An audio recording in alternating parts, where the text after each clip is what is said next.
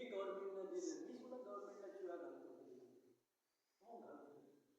पण हा दिलेला सगळ्यात मोठा पेन्शनर्ससाठी एक मोठा चांगला सुखद धक्का आहे. जरी आपल्याला 8 वर्षांनी मिळाला, आपल्या परिस्थितीमुळे, आपल्या मायबापच्या गरिबीमुळे, तरी तो आपल्याला तरी गव्हर्नमेंट आपल्या पोर्टसने आपल्याला तो दिलेला आहे. या ठिकाणी एक दुसरी गोष्ट तुम्हाला मी सांगू इच्छितो. हा 3 विषयामध्ये हे सेकंड फॉर्म्युलेशन गुंतलेलं आहे. तुम्हाला माहित असेल, आता याप्रमाणे सांगितले की 7 पासून ज्यांची सेवा 20 वर्ष त्याच्यापेक्षा जास्त असेल, तर पूर्वी आपण जर 20-22 वर्ष असेल तर प्रपोर्शनेटली द्यायचं, पण 1-1-7 नंतर मात्र फुल द्यायचं. असं आहे. तोच बेनिफिट पूर्वी रिटायर झालेल्या माणसाला का देण्यात येऊ नये, हा आमचा डिमांड. हा डिमांड तरी आम्ही का आणला? 2017 साली एक गव्हर्नमेंटची ऑर्डर आली. त्या गव्हर्नमेंटच्या ऑर्डरमध्ये म्हटलं होतं पहिल्या पॅरामध्ये, kindly revise pension from 1/1/2007, taking into account the government letter dated 6/4/2016, delinking the qualifying service. Linking त्याच्याशी संबंध न ठेवता त्याला पेन्शन द्यायची. त्याच्यात 20 वर्षाचं नाही, काही नाही. ज्याला पेन्शन मिळते, किती सर्व्हिस केलेली असो, 6/4/16 लेटरच्या रेफरन्सने त्याला पेन्शन काढायची. दुसऱ्या पॅराग्राफ मध्ये म्हटलं होतं, इन एनी केस, कुठल्याही परिस्थितीत त्याची पेन्शन तो ज्या पगारावर, ज्या स्केलवर आहे, त्याची मिनिमम जी असेल त्या मिनिममच्या 50% पेक्षा खाली असू नये. असं एक 2017 गव्हर्नमेंटचं लेटर आहे. तिसऱ्या पॅराग्राफमध्ये लिहिलं, प्रत्येक पोर्टने आपली परिस्थिती पाहून, फायनान्स बघून हे इम्प्लिमेंट करा. बऱ्याचशा पोर्टने 2-3 पोर्ट वगळता पहिलं तेच वाचलं, तिसरा पॅराग्राफ. आमच्या पोर्टर्सने जर आपली परिस्थिती गंभीरच होती,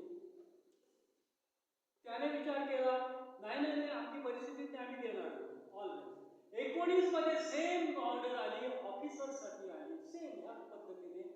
एक मूळ त्याचं हे होतं, गव्हर्नमेंटचा रेफरन्स होता 6/4/2016. आणि सरकारच्या लेटर प्रमाणे तुम्ही आम्हाला काही देत नाही, 19च्या लेटर प्रमाणे आम्हाला काही देत नाही, मग आपण ही युक्ती आमची युक्ती, आपल्या साही नॅशनल कोऑर्डिनेशन कमिटीची युक्ती. आम्ही विचार केला, 7च्या नंतर तुम्ही दिलेलं आहात ना फुल पेन्शन, 7च्या नंतरच्या ना, why not this should be made applicable to early. मागच्याला सुद्धा तुम्ही का अप्लाय करू नये, ह्याचा तरी फायदा घेऊया. आणि त्याच्यामुळे हा एक फायदा सेकंड फॉर्म्युलेशन मध्ये सुद्धा लपलेला आहे. आणि ह्याचा बेनिफिट सेकंड फॉर्म्युलेशन 17 पासून देत आहे, 17 पासून. पण ज्याने 1-1-7 पूर्वी 20 आणि 33 मध्ये सेवा केली असेल, त्यांना सुद्धा हे काम संपल्यानंतर सुरू होणार आहे फुल पेन्शन द्यायला.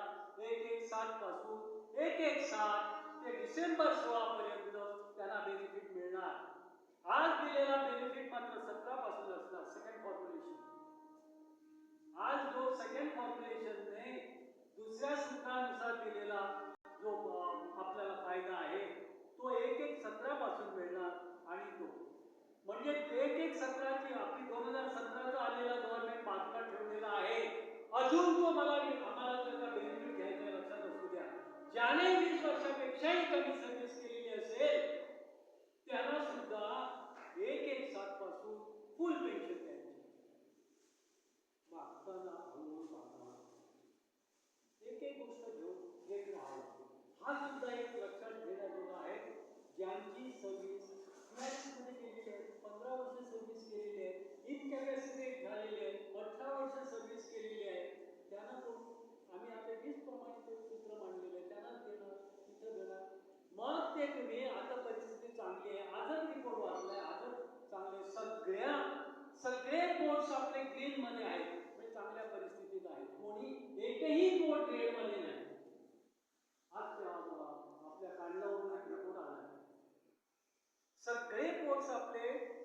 Not I go for this also. म्हणजे ज्याने 18 वर्ष सर्व्हिस केली असेल त्यांना सुद्धा तुम्ही द्या. पण लेटस वेट. संयम असावा. आम्ही घेतल्याशिवाय राहणार नाही. हे घेणार. पण वन बाय वन. आता हे सेकंड फॉर्म्युलेशन घेऊया. त्यानंतर एक 7च्या पूर्वी 20 वर्ष सर्व्हिस झाली असेल. एक आणखी एक डिफरन्स आहे लक्षात घेण्याजोगा.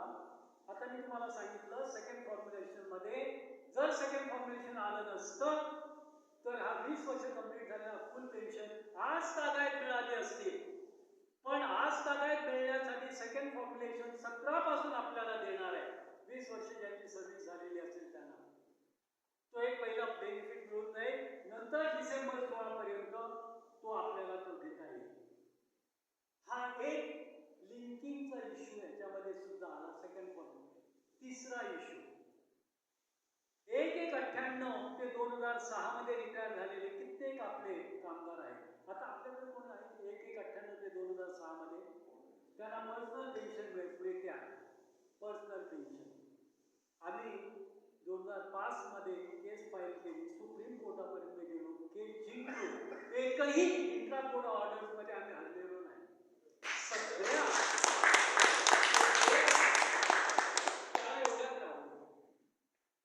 एवढा करूनही सगळ्या इंट्रा कोर्ट ऑर्डर्स मध्ये वी कुड सक्सीड.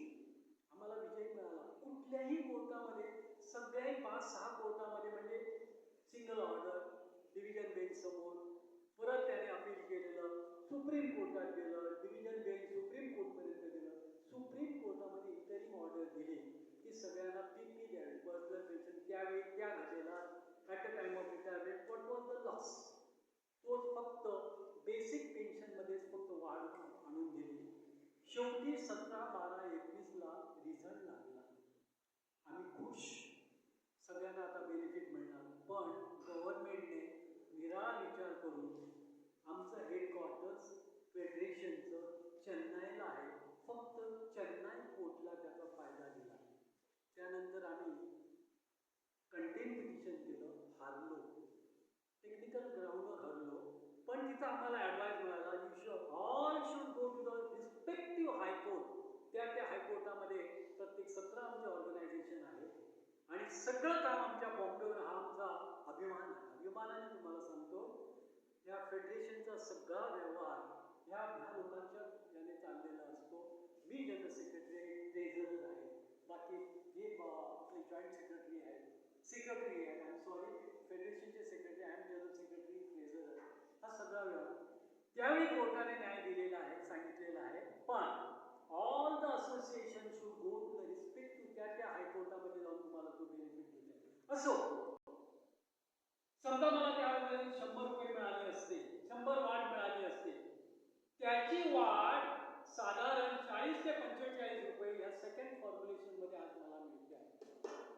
हा सेकंड फॉर्म्युलेशनचा फायदा आहे.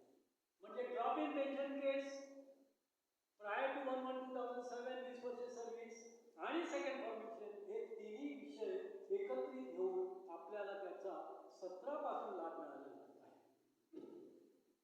16 पर्यंत आपल्याला लाभ मिळणार आहे. आता ही कोर्टाची ऑर्डर मात्र लागू केली. त्यांना सेकंड फॉर्म्युलेशनचा या दुसऱ्या सूत्राचा 1 रुपयाही फायदा नाही. कारण त्यांना आपल्या सुप्रीम कोर्टाची जजमेंटचा फायदा मिळाला. हे सगळं टाळण्यासाठी हे जे मी काय म्हणतो समाजवाद वगैरे वगैरे वगैरे ज्या लेवलला आणलं त्याच्यामुळे या सेकंड फॉर्म्युलेशनमुळे आम्ही सर्व एकत्र येऊ शकलो. एका लेवलवर येऊ शकलो. नॉट एक्झॅक्टली लेवल पण असे तरी येऊ शकलो. जे एवढी गॅप होती ती एवढ्या गॅप आपण तरी येऊ शकलो. ही एक म्हणून एक मोठा विजय आहे. आता दुःखाची गोष्ट दुःख म्हणू नये काही घ्यायची गरज नाही. हे कुठे पास झालं 7व्या आयोगामध्ये रिकमेंड करण्यात आलं. त्याच्यानंतर ऑर्डर आली 2017च्या दरम्यान सेंट्रल गव्हर्नमेंटला. सेंट्रल गव्हर्नमेंटने पेन्शनर्ससाठी ऑर्डर आली. एका वर्षाने आपली रिव्हिजन असते. आपली 17ला त्यांची 16ला 7वा आयोग 16 आपली 17ला आली. आपल्या 1/1/30/8/18च्या वाटाघाटीमध्ये आपण एक जशास तसं ज्या पद्धतीने कॅटेगरीने 7व्या आयोगामध्ये दिलेले शब्द उचलला आणि आमच्या वाटाघाटीमध्ये टाकला आणि शब्द पॅरा 39.1 मध्ये आपण मागच्या वेळी एक सत्रापासून रिव्हिजनमध्ये आपल्या आला सर्व घेतलं क्लास 3 आणि 4 साठी PWNC ने आपल्या वाटाघाटी करून. आता ऑफिसर राहिले. ऑफिसरने सुद्धा PRC पे रिव्हिजन कमिटी म्हणून असते त्यांच्या ऑफिसरसाठी. त्या रिव्हिजनने त्याने सुद्धा रिकमेंड केलं आणि गव्हर्नमेंटने लेटर पाठवलं मिनिस्ट्रीने 5/2/2020. सगळी जशास तसं इन द सेन्स जे आपल्या 7व्या आयोगामध्ये दिलं होतं तसे शब्द आणले इथं आणण्यात आले. आणल्यानंतर सगळ्यांनी आम्हाला खुश झालो. आम्हाला हे देण्यात आलं ते देण्यात आलं. सगळ्या बोर्डने इम्प्लिमेंट केलं. आपल्या पैशामुळे आपण मागे राहिलो. सगळ्या आता हे सर्व लोकांनी हे पसंत हे केलेलं नाही. काही कोर्स अजून इम्प्लिमेंट करण्याच्या मार्गावर आहे. आता प्रश्न आपल्या बोर्डने काढला. आता म्हणण्यापेक्षा 2022 मध्ये पहिली ऑर्डर आली 18ला 30/8 वाटाघाटीमध्ये आपलं एक सत्रापासून आपली रिव्हिजन झाली. 30/8 वाटाघाटीचे निर्णय बाहेर पडले. त्यावेळी अरे SPRS मधले लोक आहेत यांना एवढं मोठं दबाड दिलेलं आहे. कॉम्पेन्सेशन देण्यात आलं होतं काही. वी हॅव सॅक्रिफाइस और क्वालिफाईंग सर्व्हिस. 5 वर्ष आम्ही आमची सर्व्हिस फुकट घालवलेली आहे. आमची पेन्शनसाठी तुम्ही धरलेली नाही. आणि तुम्ही म्हणता आम्हाला पुष्कळ काय मिळालं. या लोकांनी काय केलं. आपले झाडीतले शुक्राचार्य आपल्या FNCOची माणसाने FNCOने म्हणा चेअरमनच्या मदतीने चेअरमन विचार काय असतो. चेअरमनला तुम्ही पुटअप करा with the consent of the chairman मिनिस्ट्रीकडे पाठवून दिलं की SPRS बद्दल आम्हाला तुम्ही गाईड करावं. आणि त्या 7व्या आयोगामध्ये त्याने काढलेल्या सर्क्युलर मध्ये आपल्या वाटाघाटीमध्ये BWMCच्या आपल्या 22च्या वाटाघाटीमध्ये सुद्धा हे सगळे एंटायरली सेकंड फॉर्म्युलेशन दिलेले आहेत. जशाच तसं गव्हर्नमेंटच्या आपल्या 7व्या आयोगामध्ये आहे तसं. त्यामध्ये फक्त 2 कॅटेगरीजना अलिप्त ठेवलेले आहे. फक्त ह्या 2 कॅटेगरीजना हा लागू करायचा नाही. कुठल्या category. Compulsory retirement pension. Compulsory retirement त्याने काहीतरी भानगड केली असेल, चोरीमारी केली असेल, काढून टाकला असेल, काय केलं काढून टाकलं नाही, जाऊ दे याला जरा कंपल्सरी रिटायरमेंट करूया, त्याने काहीतरी केलेलं आहे वगैरे वगैरे. अशा माणसांना त्यांची पेन्शन जास्तीत जास्त 2 तृतीयांशपेक्षा जास्त असू शकत नाही वगैरे वगैरे. त्यांना कंडिशन आहे. पूर्ण पेन्शन दिली जात नाही. हा एक त्यांचा म्हणजे कोण म्हणतो मी चोर आहे काय. मी तुमचा काही गुन्हा केला आहे काय. मी माझ्यावर कुठला आरोप आहे काय. मग मला तुम्ही का देत नाही. आणि दुसरी कॅटेगरी आहे कंपॅशनेट अलाउन्स.